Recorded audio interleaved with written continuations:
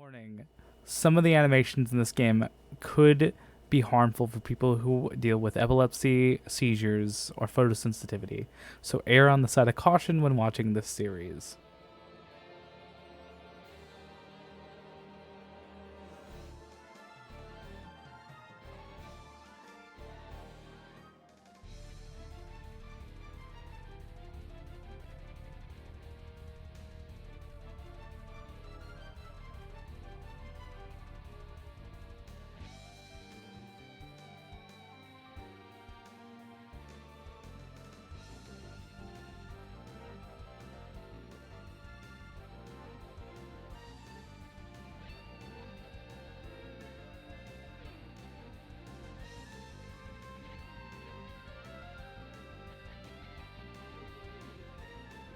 I think that's enough of the intro. I think you guys have established enough. I didn't know if it was going to tell any more plot part, but hello everyone and welcome to Yu-Gi-Oh! Duelists of the Roses. I always get confused about the plural part, because, you know, multiple Duelists of the Roses. Yes, this is a Yu-Gi-Oh! Game for the PS2, came out 20-ish years ago. So, you know. I recently beat it for the first time in my entire life. I played the game throughout my childhood, and I finally got around to actually beating it. So, let us begin, shall we?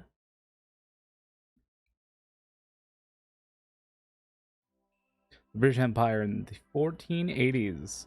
The War of the Roses, a power struggle between the houses of Lancaster and York to decide royal successor, was nearing an end. The Yorkist well into the lead. The reign of Richard III was but a step away, and in France, Yuki Henry Tudor, the last Lancastrian heir, was forced to live a life of exile. Lancastrian forces were rendered powerless by ancient cards of sorcery wielded by Seto and his 7 followers, who are known as the Rose Crusaders, served under the flag of Lord Crawford, a powerful Yorkist nobleman. Lacking a duelist to champion their cause, defeat was imminent for the Lancastrians. In England, dual card games were still at the fledgling stage. Thus, the Lancastrians had to look elsewhere for a duel master capable of facing the Rosencruzes in battle. With this in mind, Margaret Mai Beaufort of Lancaster secretly requested a high druid summon a duelist from another age. And that is where we come in.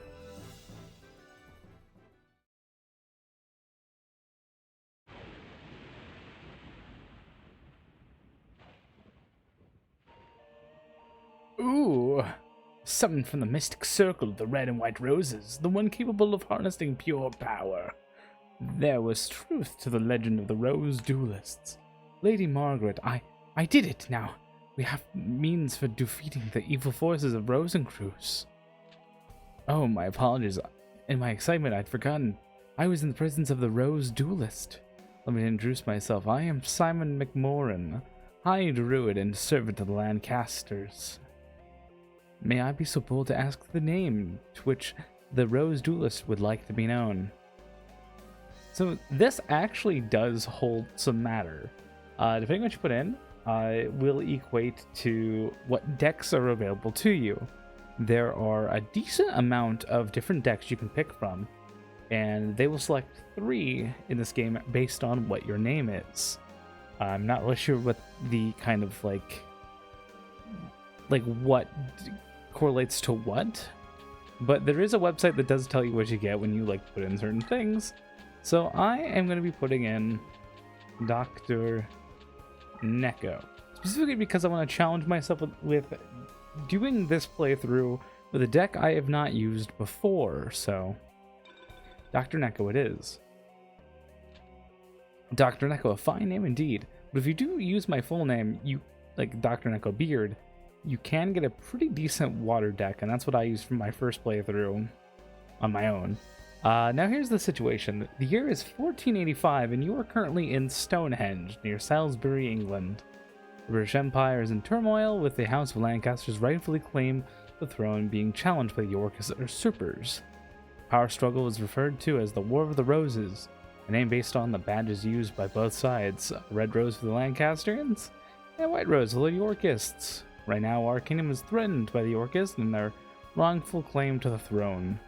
All because the Yorkists enjoy the support of the Rose Crusaders and their sorceress White Rose cards. Using our Red Rose cards, we summon you, Dr. Neko, this day and age.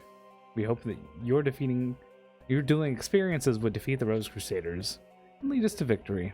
You will help us? Of course you will. Foolish to me to even doubt where your loyalties lie. Rumor has it that there's only the legendary Rose Duelist stands chance against the power of Rosencrews. We appreciate any help you can provide against them. Before I forget, I should warn you that the rules to dueling differ from those of your age. Here in England, dueling is governed by what is known as the perfect rule. In addition to several minor distinctions, there are two major differences. One is the existence of the movement or positioning, the other is the deck leader concept. These are two aspects of dueling that are lost in the process when the ancient sport of duel monsters is adapted to card form. The perfect rule represents these lost rules that were miraculously received here in England. Perhaps a practice duel will serve. I'm not going to do the practice duel. I can showcase this enough where you guys will understand. So I'll just wait till we get into the actual game. First, Dr. Nekobeard, we need to select a deck. Important that you feel the vibrations of a deck leader the minute resonations that ring true to your soul. Cards themselves draw their power from the energies of the Ancient Ones. Deck leader acts as an intermediate between the Ancient Ones and the deck wielder. Dr. Neko, it is essential that you select a card leader that rhythm matches the stirrings of your soul. There are several decks from which to choose from. Give it some serious thought and make your selection. Choose carefully, for the deck you select will guide the destiny of your duels. So yes, we get the option of Serpentine Princess, which is, it's alright. Partition of Darkness, which is the one we are going to be going with, and King Tiger Wangyu, which is also not terrible. It's not awful. We're going to go with Partition of Darkness. I see you've selected your deck. So that's the effect of the Celtic Red Rose cards. Looks like there's some truth to the rumor that Red Rose cards are capable of time transformation. Who's there? It's been some time since the Battle of Barnet, old one. Rosencrews, what brings you here? Only the member of the Rose Crusaders can call me that name. You may recall, I told you once before that you may only address me as Seto. Does memory fail you, old man? And you must be the dreaded Rose Duelist. I must admit, there is a certain aura of power emanating from you. I believe an introduction is in order. I am Seto, leader of the Rose Crusaders. There are members of our little group who refer to me by the name of C. Rosencrews. I ask you again, what brings you here, Seto? Mind your manners, old man. What else would bring me here? I've come for the Red Rose cards. For all, it was you who showed me how the summoning capabilities would evolve when the Red Rose cards are combined with the transport powers of the White Rose cards. You weren't thinking of attempting the Forbidden Rose summoning. If so, then the Red Rose cards must never fall into your evil hands. Card sorcery taps into the power of the Ancient Ones. By their very nature, each card is a double-edged sword that can cut both ways. Rose cards alone harness tremendous power. There's no telling what horrors one might unleash to the world by combining both red and white. I sacrificed my own life needed to prevent any from uttering the spell of doom. The spell of doom, fool. The 16 red-white rose cards grant power over all. Druid legend has twisted the true meaning of these cards.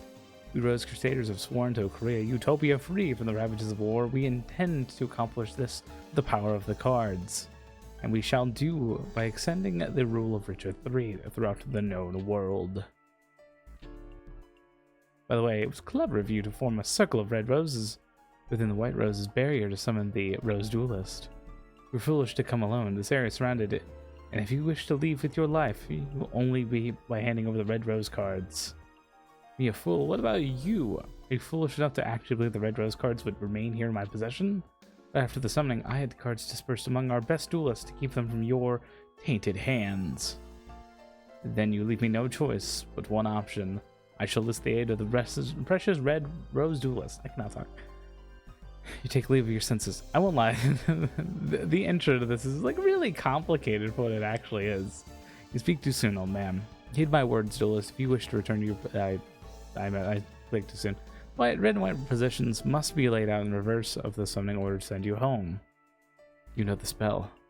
Since you need 16 rose cards, just as much as we do, I propose a partnership. Let's gather the cards, and I shall guarantee your return after we achieve our ultimate goal. To a proposal, do you think that the Honorable Dr. Neko would even lend an ear to your ridiculous proposal? You be sure, old man. Let's see, Simon's side is 8. On my side has possession of the 8 white cards. Numbers are even. Simply arithmetic indicates that you could side with either of us, but I'm sure it will take into account who's winning this war after all. Who's desperate enough to summon you in the first place? I think it's quite clear which side is best positioned to send you home. Dr. Neko, heed not the words of this power-hungry lunatic.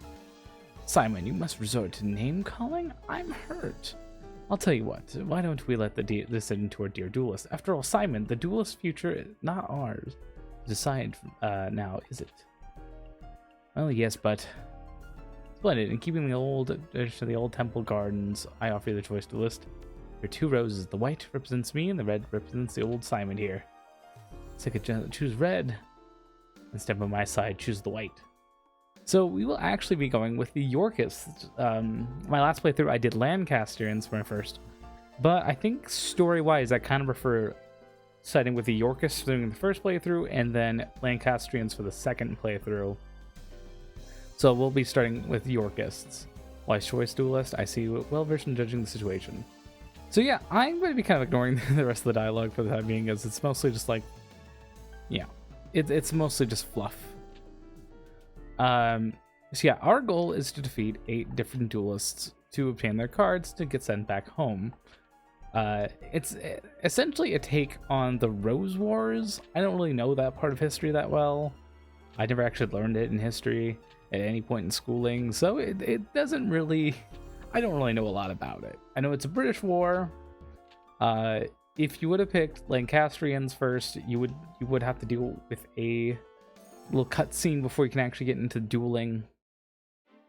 And if you want it kind of like factor in deciding which one you want to do first, the Yorkists, the ones we're currently picking here, our battles essentially are in one straight line, so it's one after another.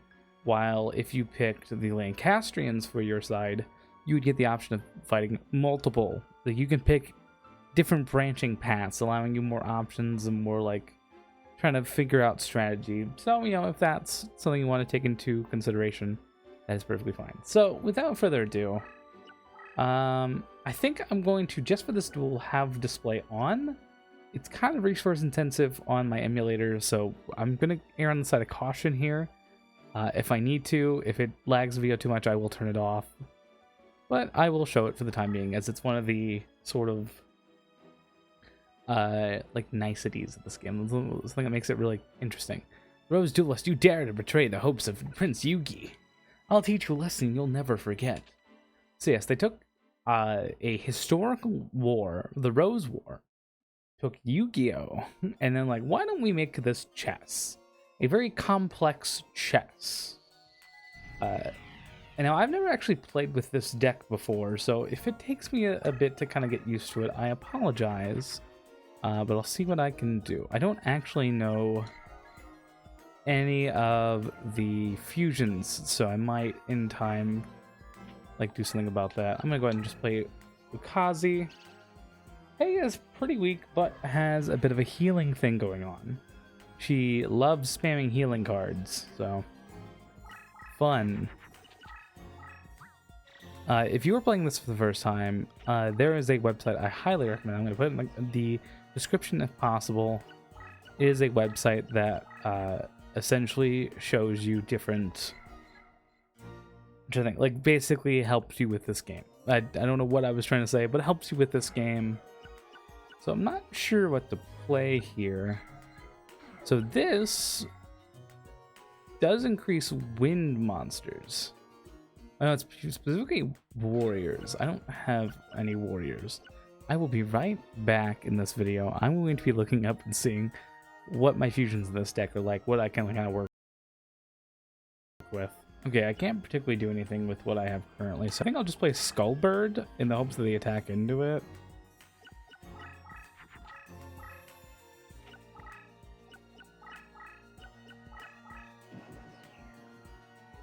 So, again, still learning the deck a little bit here. Ooh, Cybersign's pretty solid. At least from memory here.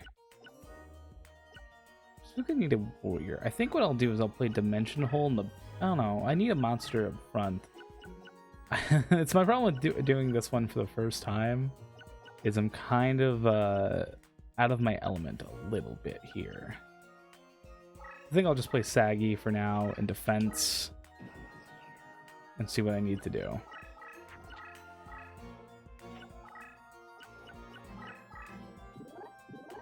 And we actually get to see a fight.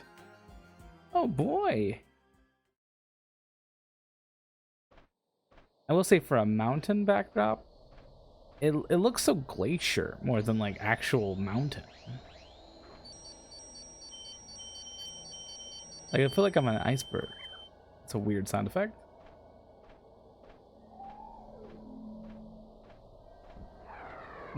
That is a interesting attack. I can't tell what it's actually attacking with, but fair.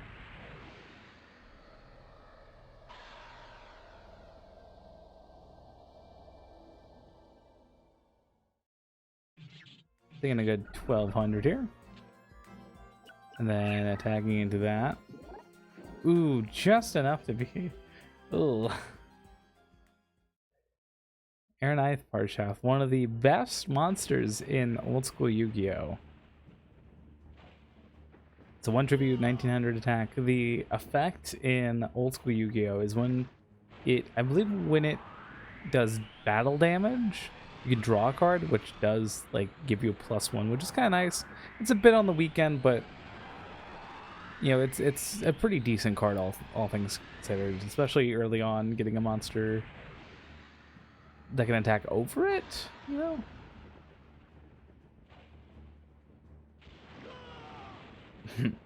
I didn't process it was like an actual centaur. I always thought it was like just kind of more of a warrior.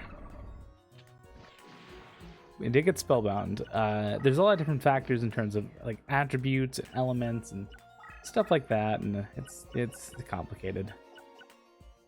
I don't think I can fuse anything right now. So debating here. I'll be one more second. I think my best bet here is Cyberstein. So I'm gonna move myself over. I'm gonna move Cyberstein over. I don't think, yeah, if I attack into that, we're both gonna die. And I don't really feel like that right now.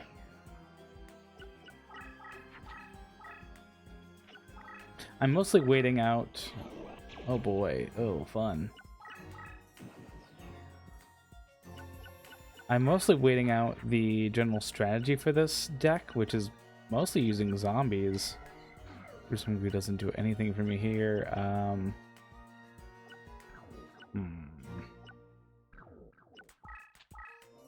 think I'll go ahead and play some Gruesome Goo. I'll get rid of this. I mostly just want something in defense mode here.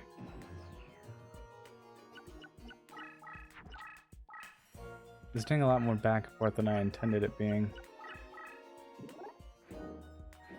If we've seen a battle before, I am going to kind of skip it. You know, I don't really want to see Aranith Parshath fight me for 15 times. I'm actually kind of used to having it off, so it does help with flow if you turn it off, I've learned. Ooh, go neutral. I'll go ahead and show off the Petite Angel.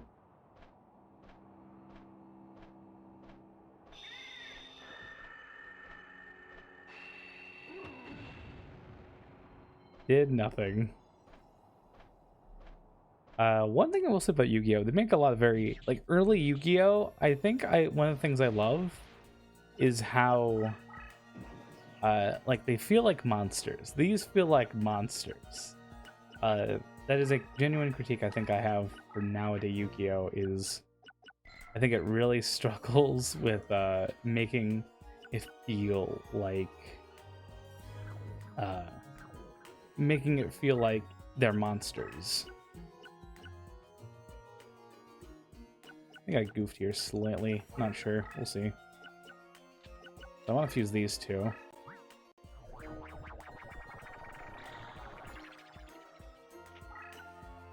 23. That makes me just over our shaft.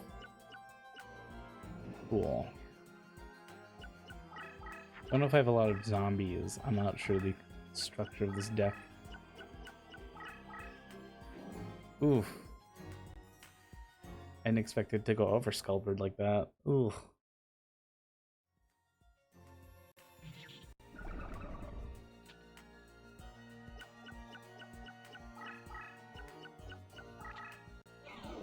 Not another boost. Do they really need it? Do those monsters need it? I do have Yami, which will come in handy. I think I will play Yami a little bit. Skullstalker do. That's interesting.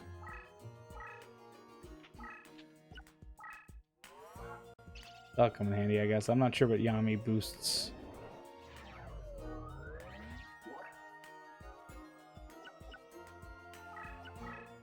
I'll go ahead and place this like that, that like that. I'm playing kind of defensively, but I think we can handle it.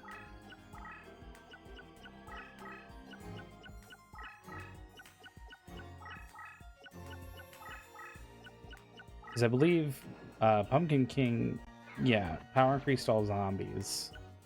So I want to kind of just boost him up a bunch. Hopes I also get zombies. Keep him around. And build up my zombies.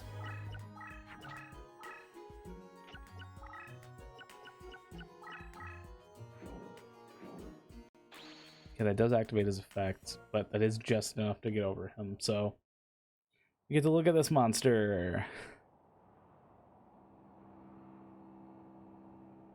This weird little guy. Kind of creepy. Yeah, that is a hot take I will do. I miss when Yu-Gi-Oh! Monsters looked like monsters. That is a genuine thing I miss about this game. I will say this game is very simple, but I really enjoy it. It's such a goofy little concept. And it kind of works in a nostalgic way. Like, I played this a lot when this came out. This is genuinely, I think, my first, this was Christmas 2003. I was just turning, I was 6, I think, at the time. Like, 03 would be, yeah, I would have been 6. I'd be 6 years old, Christmas. I had a delightful time, like, just playing this. I sucked at it, and I didn't beat it until literally yesterday for the first time. So, you know, it's an experience.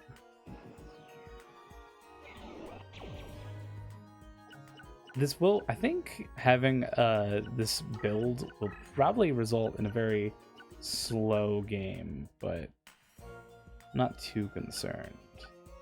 I do have a warrior, which is nice. Sure, like, this is, I don't know.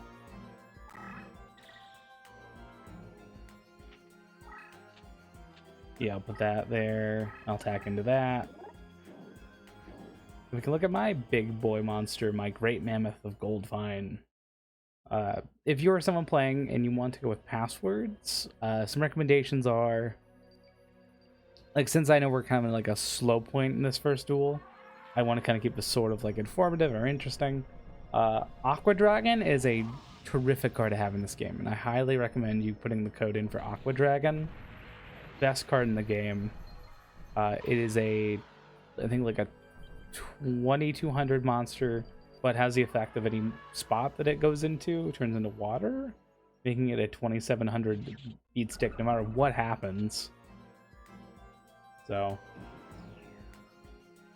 Also, I will note, if you are someone that like wants a specific monster as your deck leader in this game, any monster can become a deck leader, and how they become potentially deck leaders is very weird. It's never consistent, but like it's based off movement and like how many spaces it moves, how long it lasts in battle. When it destroys a monster, it gains like a weird hidden XP thing. Also, just to kind of appreciate the 2003 like interpretations of these monsters, I've always really liked them. Kind of reminds me of a weird mixture of Evangelion with like Frieza. I don't know how to put it. We're holding our own pretty well. I can see why people mention this deck. It is definitely a very slow build.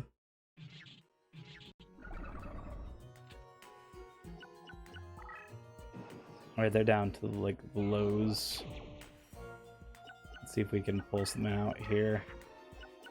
Hey, we do have a that is a zombie, so we could possibly get a second one going. Let's go ahead and make a second one.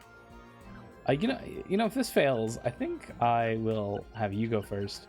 So yeah, you can. Fusion essentially just works in the hand. I'm not sure how else to describe things, to be honest. But yeah, now we have 2 boosts a turn for any zombie monster. That'd be very lovely. Now, I'm shocked we haven't seen any of her life point cards. She's very heavy in playing life point cards.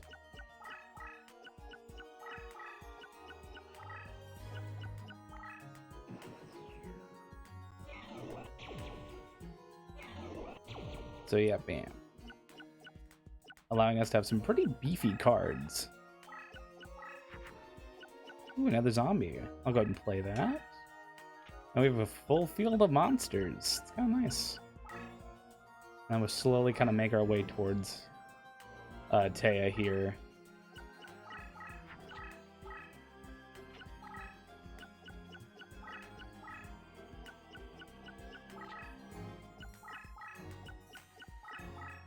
Oh, attacking into us. Not looking good for you. Oof. Let's get this battle over with. I'm pretty close to beating Taya. I think this is the longest Taya fight I've had. Because I'm used to being very aggressive, because if you get started very early on and just, like, be very brutal with her, she's a very easy defeat, especially in speedruns.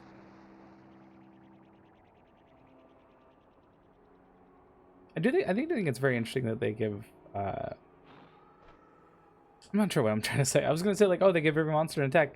They kind of have to give every monster an attack, but, like, it's nice to see even, like, the weakest of monsters having, like, an actual animation, and, like, it feels like, despite being a very simplistic game, it does have a lot of, like, energy put into it. And I think that's why I consider this my favorite, like, non-trading card game, Yu-Gi-Oh game.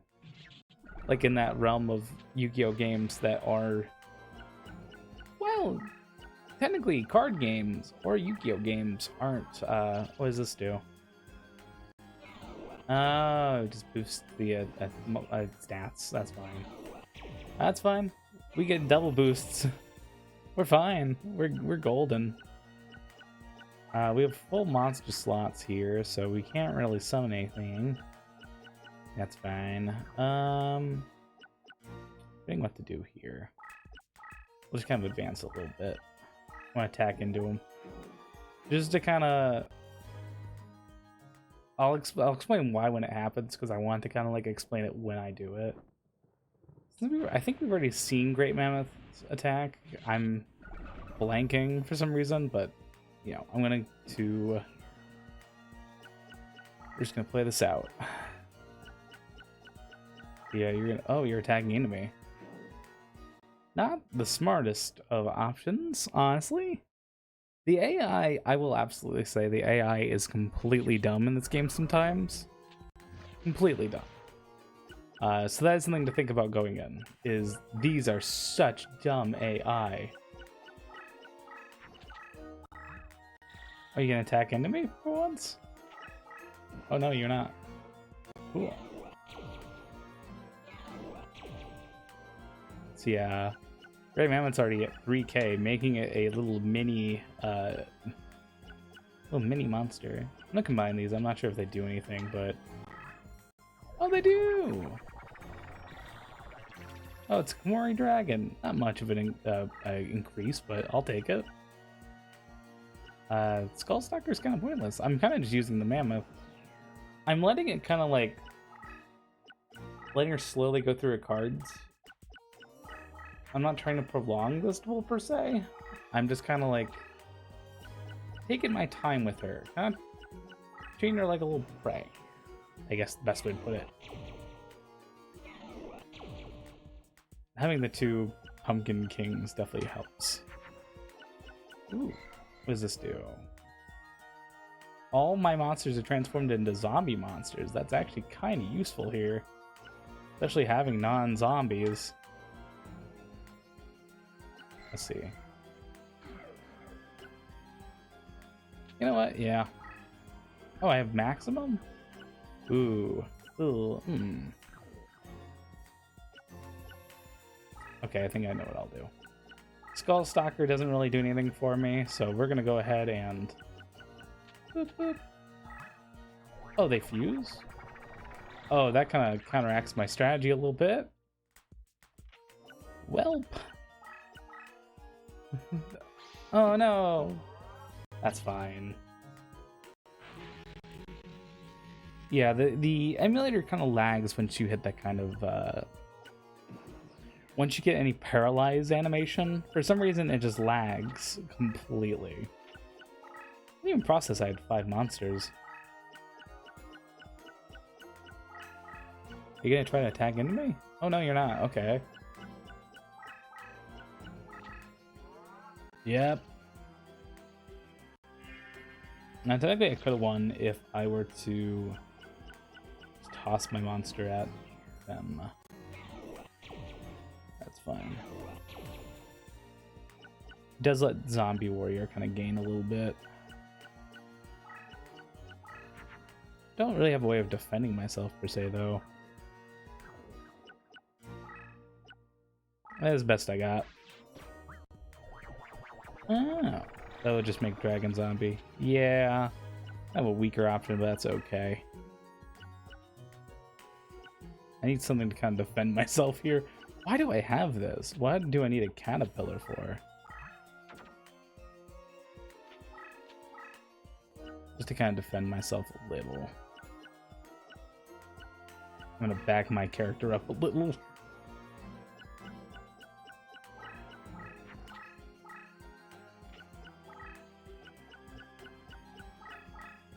I knew it. I knew it. You are a thorn in my side.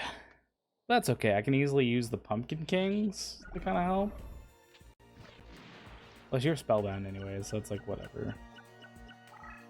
And freeze up a slot for me.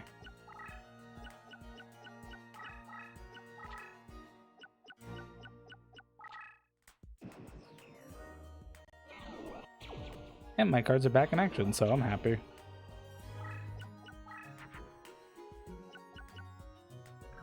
Okay, yeah, I'm just gonna set this thing here as like a little protective shield if anything goes wrong. Alright, please let me attack into it this time. Thank you. We are technically above Blue Eyes White Dragon attack and defense by just 100. It's kind of lovely. Okay, have fun with that. Not sure what she's gonna do.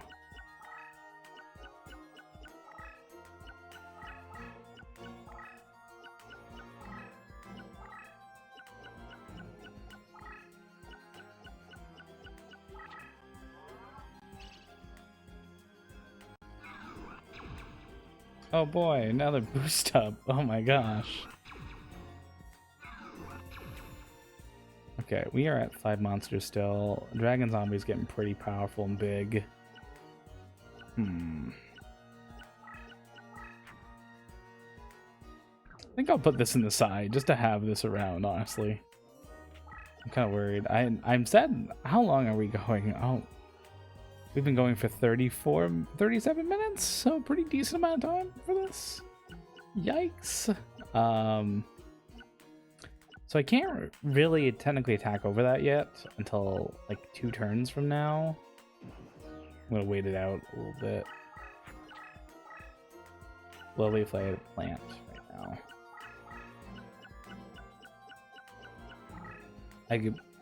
Maybe I can attack Pumpkin King? I don't know. I'm trying to think in my head what I can do here. Because for I would call it technically a stalemate, but also not a stalemate.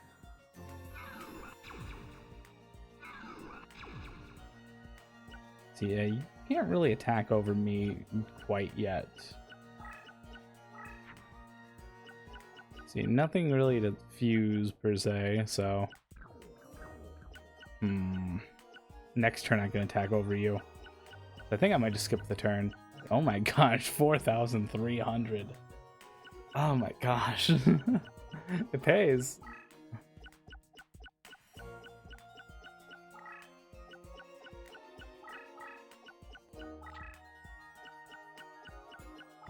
I can't imagine you have much more to like deal with me. Yeah. Okay, I think I can actually attack into you and be fine. Can I? No, I would just be just below. But I'm not too worried. So let's see.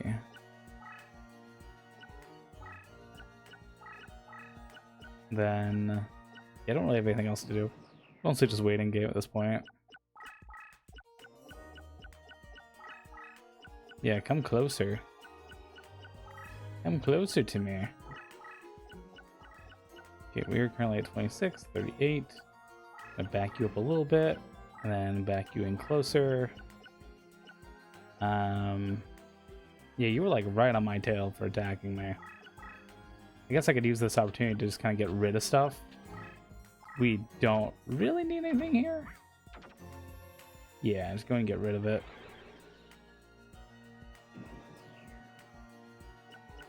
Because I'm mostly just waiting for Dragon Zombie to get slightly bigger. I'm waiting on a few things here. It is essentially the waiting game. Really trying to go after my Dragon Zombie.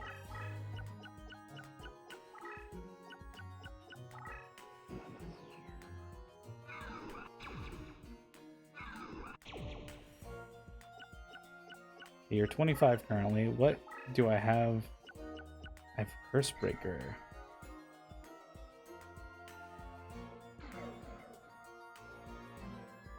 I think that might do more damage if I try this. Oh, this is a dirty win, but I'll take it. Oh my gosh. And I think I will play that ending thing. I feel bad for this episode being so long because I've had duels last like 5 minutes and having this one last like nearly 40 because I did also have the opening cutscene, but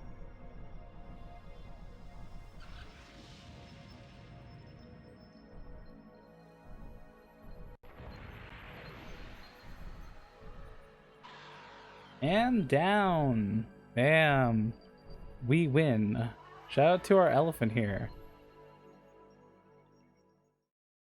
3,700.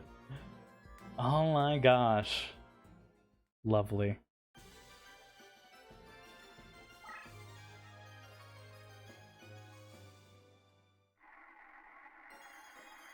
Alright, we have a healthy amount of options.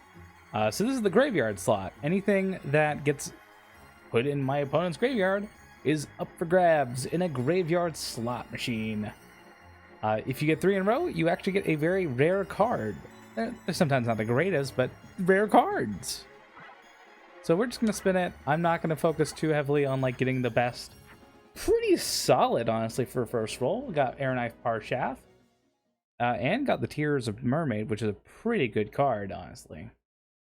And that is Taya defeated. A lot longer than I intended, but defeated. I hope you guys have enjoyed this first episode. Hopefully it wasn't too boring. Hopefully it wasn't too tedious. I'm trying. And next time we will be taking on Tristan. And hopefully it doesn't take as long as it did this time. Goodbye for now.